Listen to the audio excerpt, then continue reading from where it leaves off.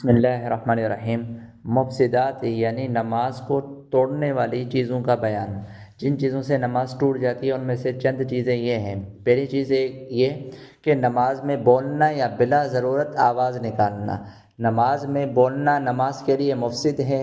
اصطلاح میں اسے کلام الناس کہتے ہیں، اور اس سے مراد وہ کلمہ ہے جو عام لوگ اپنی گفتگو میں استعمال کرتے ہوں، خواہ وہ جملہ عربی زبان میں ہو یا کسی دوسری زبان میں، جیسے تعال کا معنی ہے ادھر آ جا، یا بے جس کا معنی ہے بیچ دو۔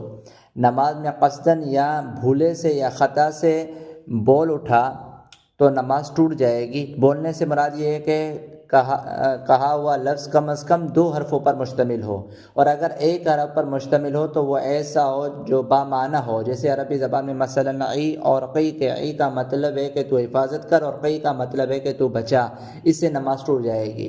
کسی شخص کو سلام کرنے کے ارادے سے سلام یا تسلیم یا السلام علیکم یا اس جیسا کوئی لفظ کہا، اور اس طرح کسی کے سلام کے جواب میں وعلیکم السلام کہہ ڈالا تو اس سے نماز ٹوٹ جاتی ہے۔ اگر درد یا مصیبت کے وقت نماز میں آہ یا اوف یا ہائے کہے یا زور سے روئے تو نماز جاتی رہتی ہے، البتہ مریض مرض سے بے قابو ہو جائے اور اس سے بے اختیار آہ یا ہائے نکل جائے تو نماز نہیں ٹوٹتی۔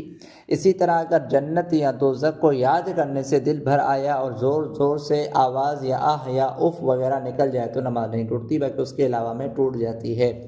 بغیر ضرورت کے کھنگالنا اور گلا صاف کرنا اس طرح کے جس سے 2 حرف بھی پیدا ہو جائیں تو نماز ٹوٹ جاتی ہے، البتہ عذر اور مجبوری کے وقت کھنگالنا درست ہے اور نماز نہیں ٹوٹتی۔